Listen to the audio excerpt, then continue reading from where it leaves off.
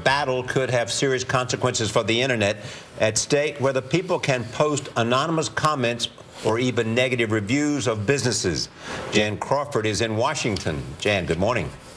Good morning, Charlie. Nora, everyone has always thought that owners and operators of websites like Facebook or TripAdvisor or eBay aren't liable for their users' comments. People get on there and just say whatever they want. But a ruling by a federal judge in Ohio in a really strange case involving a former NFL cheerleader and a gossip website may suggest otherwise, and the internet giants are fighting back.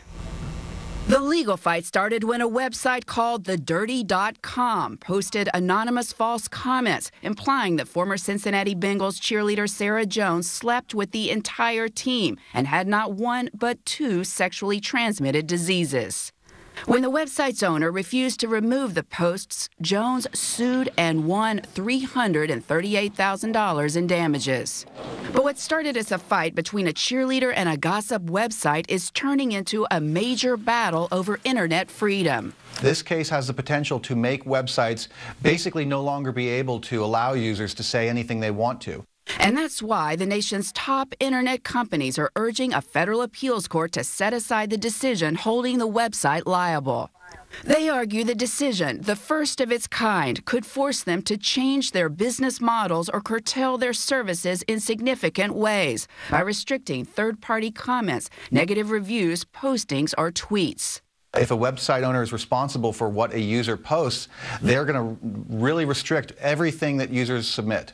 But Jones's attorney, Eric Dieters, said this case is different because the owner of TheDirty.com acted as an editor, selecting which submissions went up on the site and even making comments of his own. If you just provide a platform where people can post, you don't have nothing to worry about.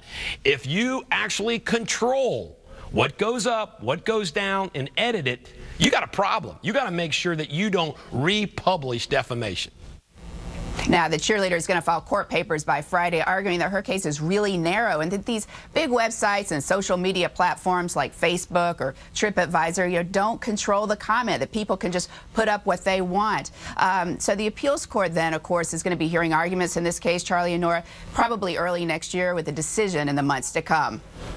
And Jan, do you think this has far-reaching consequences for all organizations?